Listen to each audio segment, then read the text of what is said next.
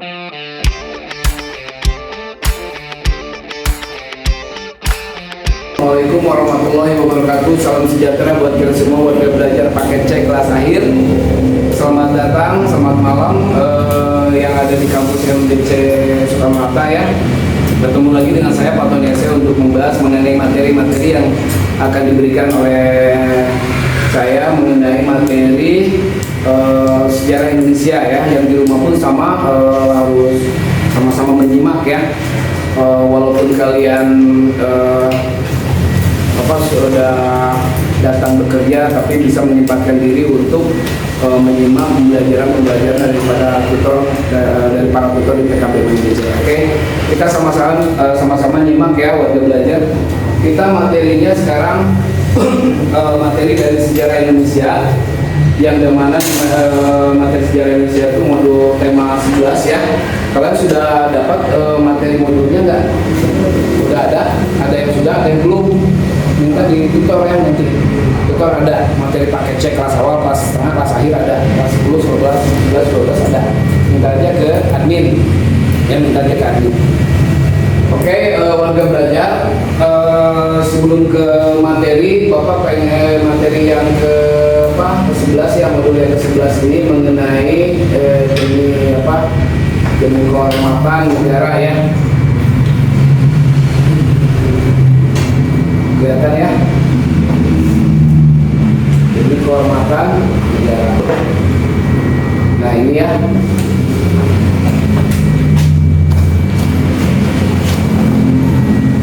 oke, ini modul ke-11 ya. Ini ya modul ke-11 demi kehormatan negara. Nah ini ya yang akan kita bahas. Tapi sebelumnya sih pengen tahu nih ya warga belajar, kenapa sih kita mempelajari sejarah? Kalian kan sudah pernah belajar ya waktu SMP dulu, mungkinnya ada IPS ya. Salah satunya kita belajar sejarah ini merupakan bidang-bidang ilmu sosial ya. Bidang-bidang ilmu sosial ya, bidang-bidang ilmu sosial untuk belajar. IPS itu tahu singkatannya apa? IPS ilmu, P-nya pengetahuan. Sebelum ke materi ya, ilmu pengetahuan, S-nya sosial.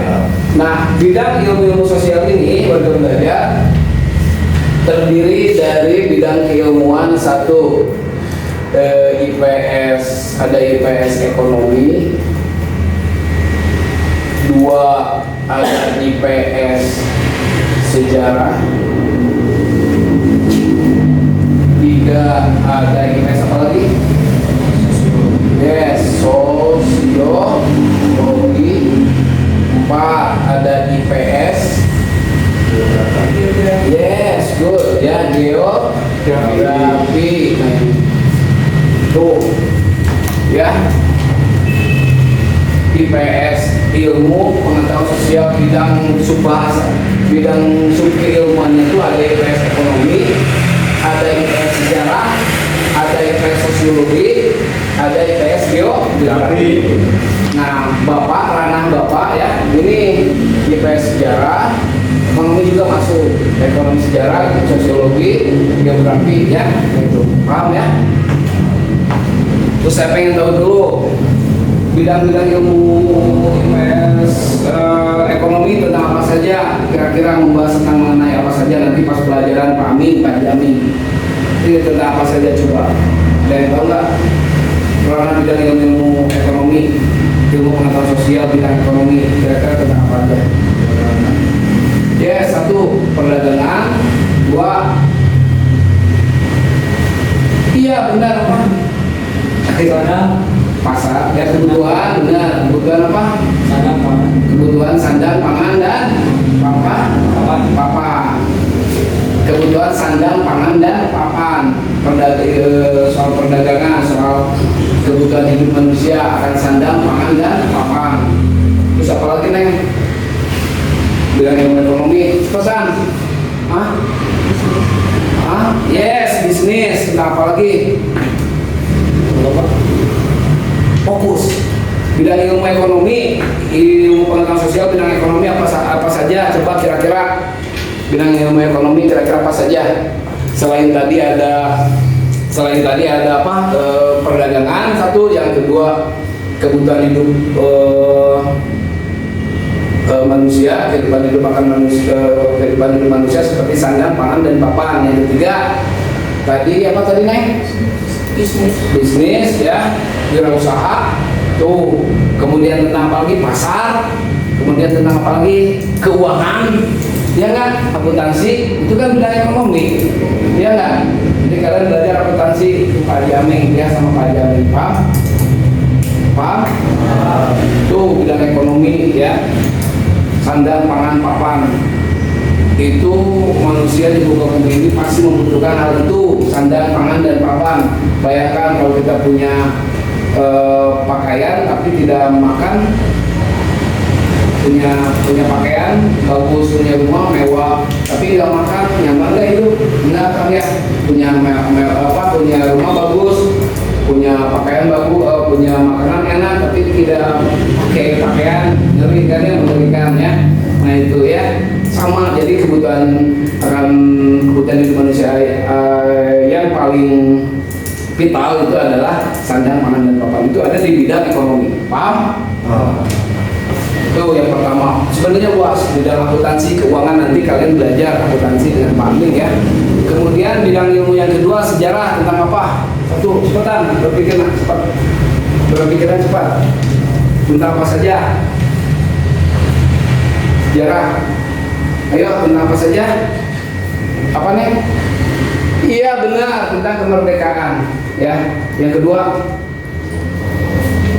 benar ya, tentang pahlawan. Benar. Apa lagi nih? Ayo kan?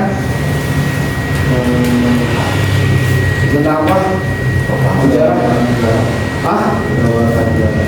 KKN. Kenapa? Sejarah Indonesia. Iya betul, tentang proklamasi. Apalagi mana? PKN itu. Tentang apa lagi? Hah? Nah, tentang apa lagi? Cepetan berpikir. Weh, cepetan. Apa lagi? Sejarah. Apa? Iya benar, kehidupan masa lampau. Terus apa lagi?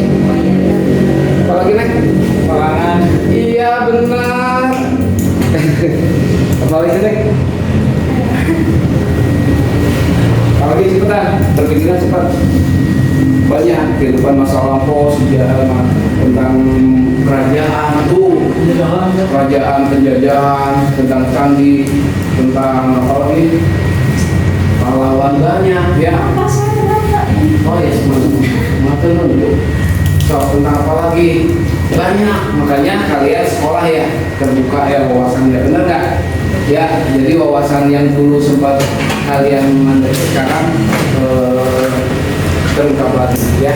Tuh, kemudian sosiologi, bidang ilmu sosiologi itu tentang apa? Cepetan. Ya, ilmu sosiologi tentang apa? Sosialisasi. Ya, sosialisasi benar. Ya, komunikasi benar. Ya, tentang konflik benar. Ya, masyarakat, ya sosial benar. Nah, tentang apa lagi? Ya, disintegrasi benar. Apalagi sosiologi betul, tentang apa lagi tadi? Ya benar, hubungan sosial antara kelas menengah, kelas bawah, dan kelas atas, betul. Ya disintegrasi, interaksi. Apalagi luar biasa, apalagi kan ini. Jangan nulis nanti. Sosiologi itu tentang apa lagi? Sosiologi kasta, betul Bu, itu kasta benar, tingkatan. Apalagi banyak ya, makanya sekarang enggak, kalian mulai terungkap lagi tentang pendidikan di sekolah, ingat-ingat lagi. Oke, lanjut. Yang keempat ada IPS geografi. Sebelum ke sini ada IPS geografi, bidang keilmuannya apa aja? Satu. Cut. 2. Cepat. Tentang apa? Geografi. Tentang apa? Iya, iklim, cuaca, benar. Iya, tentang tata letak, benar. Iya, tentang wilayah, benar. Iya, tentang tata surya, betul. Iya, Neng, kamu tentang apa? Iya, tentang alam, benar. Iya, betul, tentang peta, betul. Iya, tentang sistem informasi geografis, benar. Alhamdulillah ya, kelas ini luar biasa cerdas ya. Walaupun yang menjawab saya duluan. Ya, baru terungkap lagi ya, ya enggak? Iya. Banyak bahasa ya, sekarang kalian sekolahnya paham? Paham. Jadi wawasannya perlu luas ya. Ini apa? Pusat Kegiatan Belajar dan Masyarakat. Pusat kegiatan belajar mas ini paham nggak? Kamu malu atau nanti ditanya di daerah kamu, wah kamu kayak udah sekolah bilang, kalau emang kita KPM mau nggak apa-apa mau terus tahu dia jangan malu-maluin saya. Paham? Paham? Awas. Jadi PKBM-nya apa? Pusat kegiatan terus belajar masyarakat. Itu ya. Harus tahu bidang-bidang keilmuannya itu. Paham ya? Paham? Oke, ya, sekarang masuk ke materi demi kehormatan negara. Berarti yang saya bahas di sini warga belajar, Bapak akan membahas mengenai materi sejarah ya, tentang histori ya, tentang masa lalu. Kenapa sih masa lalu harus dipelajari? Sejarah harus dipelajari. Supaya kita tahu asal usul negara kita. Ya. Supaya kita tahu asal usul negara kita. Satu, supaya kita tahu asal usul bagus bisa negara asal usul negara kita benar. Terus mengambil pelajarannya untuk kedepannya lebih baik. Nah, itu yang bagus itu. Kita mengapa belajar sejarah, belajar histori? Karena kita tidak sebagai manusia tidak luput dari masa lalu, masa sekarang dan masa yang akan datang, supaya menjadikan pembelajaran dari masa lalu itu menjadi pembelajaran untuk masa depan yang lebih baik lagi sekarang dan masa depan yang lebih baik lagi, yaitu histori ya, sejarah ya enggak? Ya. Semua orang punya histori, punya sejarah hidupnya ya Bu ya. Jadi enggak tentang negara aja ya Bu ya. Jadi kalian pun punya histori, punya sejarahnya. Warga belajar yang ada di rumah pun punya historinya ya. Jadi kita belajar sejarah itu mengenang masa lalu kita supaya melangkah lebih baik lagi dari masa sekarang. Masa ada pelajaran yang diambil dari masa lalu yang akan diterapkan dengan pola yang lebih baik dari masa sekarang dan masa yang akan datang. Itu paham? Paham ya. Satu subbahasan yakni mengenai berjuang menembus badai. Satu subbahasan ya, benar ya, berjuang menembus badai ya. Nah ini ya, berjuang menembus badai demi kehormatan negara. Tapi di sini warga belajar di dalam berjuang menembus badai itu terdiri dari pertama ada berjuang dalam menghadapi ancaman ideologi ya. Pertama itu dalam subbahasannya berjuang dalam menghadapi ancaman ideologi yang pertama. Yang kedua berjuang melawan kepentingan kelompok ya. Yang kedua berjuang melawan kepentingan kelompok. Yang ketiga apa? Berjuang menjaga kewibawaan bangsa. Ketiga berjuang menjaga kewibawaan bangsa. Lalu yang penugasan 1, penugasan 2 ya nanti itu. Ini terdiri dari mungkinnya dua subbahasan ya. Ini unit 1, ini unit 2. Unit 2 ya, unit 2 nya itu potret sang pejuang ya. Itu potret sang pejuang. Berarti di dalam demi kehormatan negara itu ada dua subbahasan. Pertama ada unit berjuang menembus badai, yang kedua ada potret sang pejuang. Ya, dalam potret sang pejuang jadi duanya ada materi dari konflik menuju integrasi. Ya, nanti ini sebelum ke sini ini kita bahas dulu yang ini, paham ya? Dari konflik menuju integrasi, yang kedua kesadaran terhadap pentingnya integrasi bangsa ya. Kemudian tokoh nasional pejuang integrasi bangsa, lalu ada keempat ada tokoh daerah pejuang integrasi bangsa, dan yang keempat ada pejuang bersenjata. Jadi ada dua subbahasan, paham? Ada dua subbahasan. Baik, kita masuk ke unit 1 berjuang menembus badai ya, demi kehormatan negara. Ini dalam materi sejarah Indonesia. Sebelum ke materi tujuannya, Bapak akan bahas dulu tujuan daripada mempelajari sejarah unit ke-11 ini.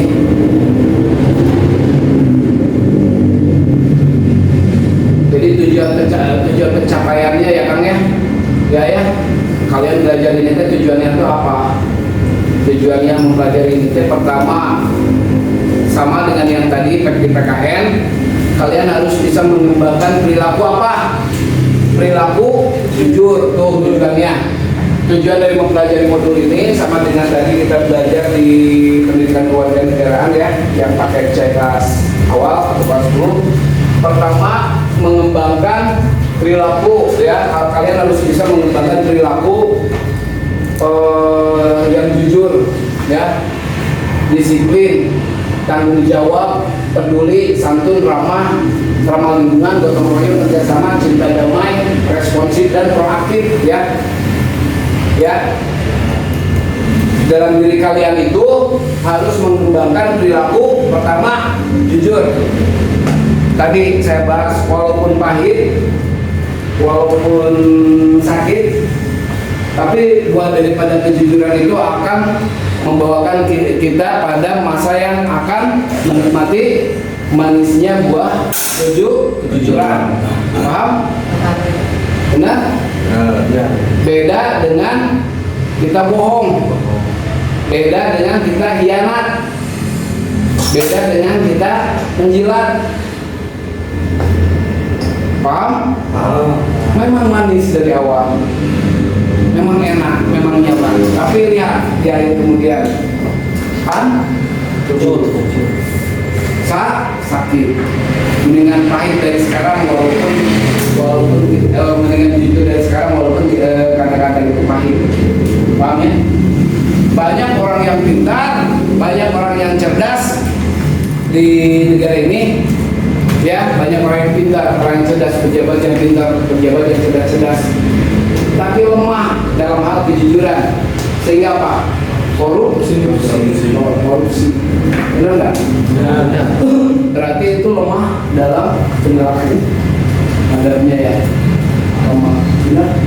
Mudah-mudahan kalian ada yang bekerja di pemerintahan, mau jadi pegawai negeri, jadi staf di atasan kalian bekerja, modal utama adalah kejujuran Bu ya. Paham? Tuh satu pegang itu. Walaupun modal nggak ada untuk bekerja, saya modal kalau punya modal, tapi saya butuh modal kejujuran, benar nggak? Dan modal usahanya nggak lulus wae kan, nggak duit wae, benar nggak? Modal kejujuran, benar nggak? Banyak orang yang punya modal uang gede tapi jujur bisa hancur, banyak, benar nggak? Tapi modal kejujuran, modal kebaikan, walaupun tidak banyak atau walaupun kita tidak pakai uang apapun, tapi bisa dipercaya sama orang. Itu salah satu. Yang kedua apa? Disiplin. Ya, yang kedua disiplin. Perlu nggak disiplin? Perlu. Kalian harus bisa menerapkan disiplin. Sebelum sesudah kejujuran baru mempunyai rasa disiplin yang tinggi. Kenapa Pak harus mempunyai rasa disiplin? Karena disiplin itu adalah merupakan ciri daripada orang yang mau berubah, ciri daripada orang yang mau sukses, ciri daripada orang yang mau berhasil. Beda dengan orang yang mau gagal, Orang gagal mah disiplin semaunya, benar nggak? Benar. Nyaman terus itu mah nggak mau merih, kedai perih, benar? Semua gue gitu ya, disiplin. Bangun jam 7, bangun jam 8 pagi-pagi. Waktu nak kerja dia malas masih tiduran kan jam 7 jam 8. Kan itu disiplin. Tapi menurut orang yang bekerja yang berarti disiplin kan. Bangun subuh itu siap-siap, benar nggak? Itu disiplin. Ya contohnya itu. Contohnya sholat ya, sholat itu disiplin. Paham? Kemudian kalian harus bisa, tujuan pembelajaran ini harus bisa mempunyai rasa tanggung jawab, ya, tanggung jawab. Apalagi seorang laki-laki harus mempunyai tanggung jawab penuh nanti, ya. Kan kalian tuh nggak mungkin seterusnya tinggalin orang tuanya. Nah, sekarang kamu tinggalin orang tua, nanti mah 3, 5, 10 tahun ke depan masa mau tinggal terus sama orang tua nggak kan ya? Kamu harus mandiri, kamu harus laki-laki. Mending perempuannya, laki-laki harus punya tanggung jawab, benar? Tuh, tanggung jawab. Jangan lari dari tanggung jawab. Jadi apapun masalahnya harus dihadapi, mau pahit mau manis ada. Paham? Tuh, arogan, responsif. Kalian punya mempunyai responsif. Jadi cekatan, jadi cepat tanggap, nggak gatel nih, nggak gesit, benar gesit. Nah, Pak, jadi nanti sigap gitu, ya, sigapnya. Paham sigap? Paham sigap? Cepat tanggap, oke? Cepat tanggap. Jadi begitu ditanya langsung jawab. Jadi tinggal ngeheng dulu, paham? Responsif dan proaktif, tidak lemah, gesit, ya sama proaktif. Jadi harus aktif kalian ya. Don't stay cool, jangan ya. Jadi waktunya aktif ke stay cool sambil nyantai gitu ya. Aktif ya, dulu kalau dalam bahasa Jermannya mah apa? Iya benar ya, moteka.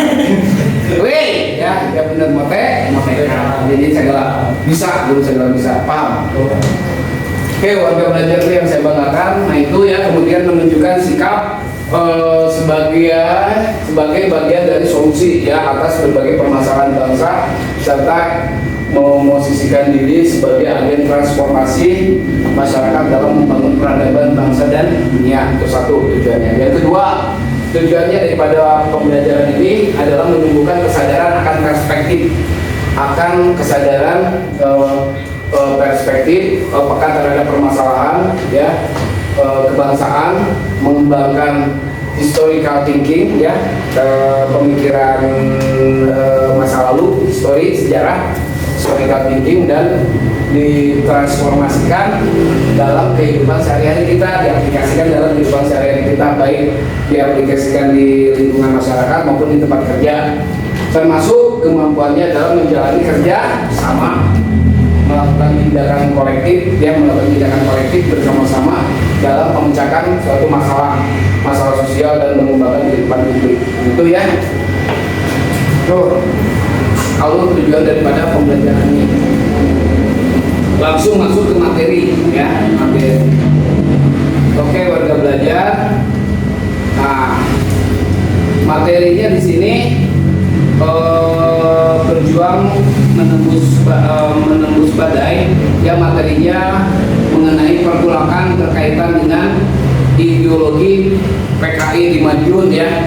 Ya, itu berarti tentang apa perjuangan menembus badai itu, materinya pergolakan berkaitan dengan ideologi PKI di Madiun tahun 1948 di DITII dan G30S PKI ya.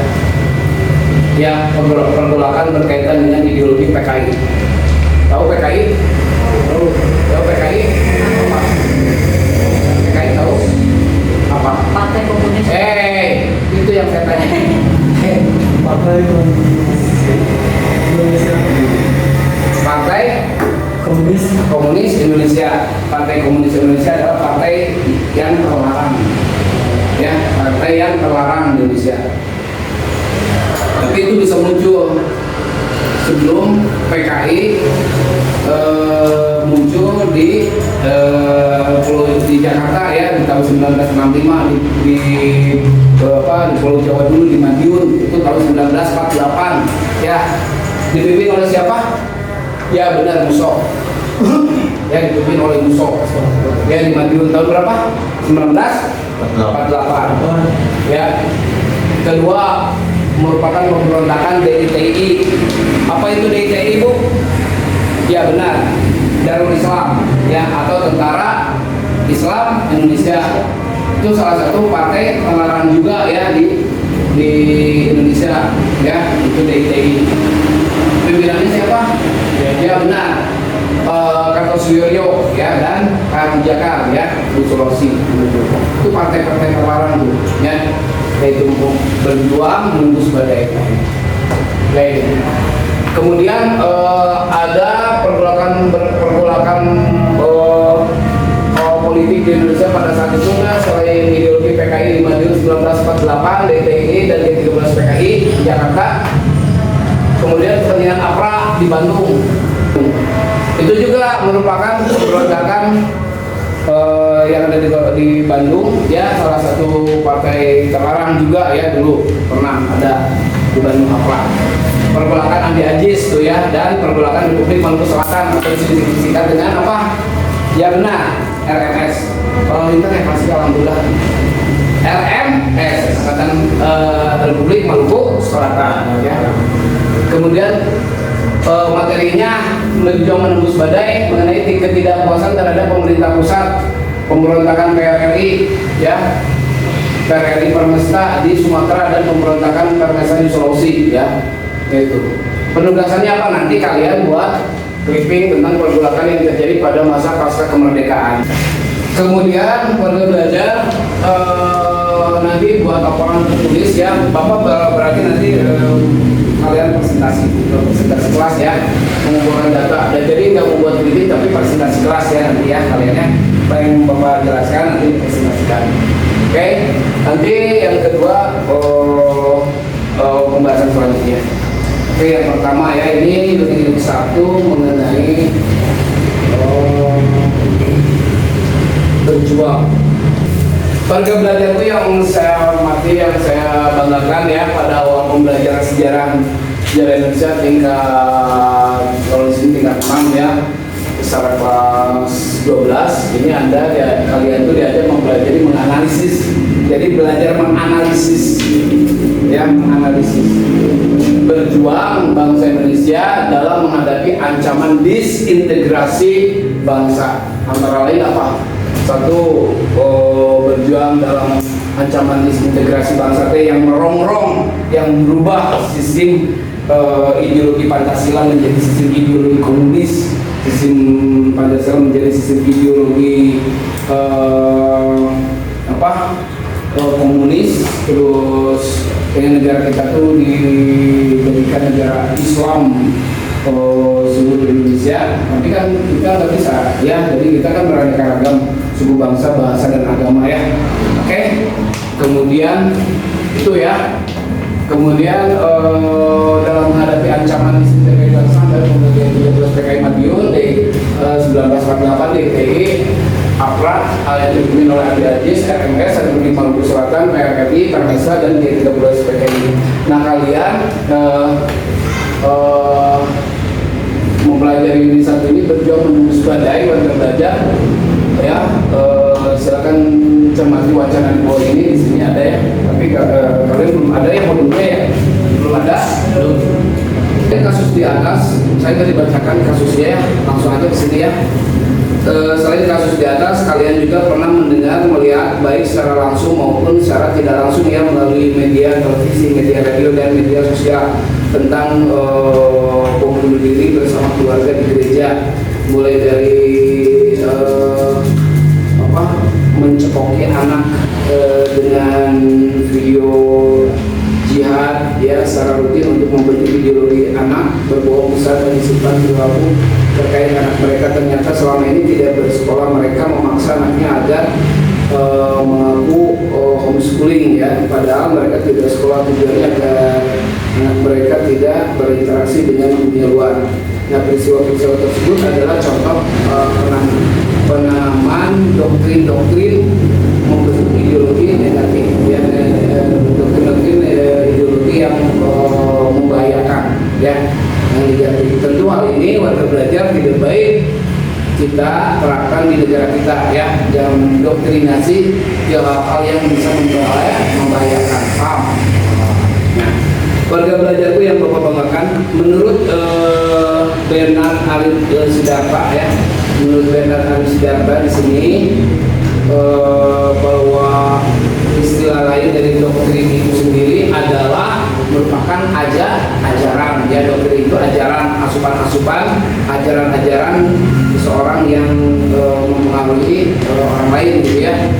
Oke, ajaran itu juga warga belajar dapat disamakan dengan doktrin. Doktrin ini merupakan tanggungan dari norma, sehingga doktrin menjadi sumber hukum, ya.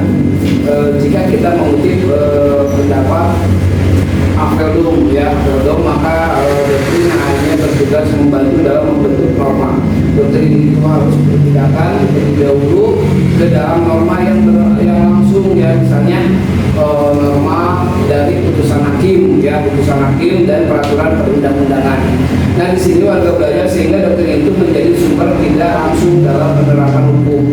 Nah, kalau sekarang istilah doktrin itu sendiri mungkin cenderung dengan cuci otak, ya, istilah cuci otak itu doktrinasi, supaya kebanyakan kan doktrinasi atau cuci otak itu yang negatif, ya, biasanya, benar nggak?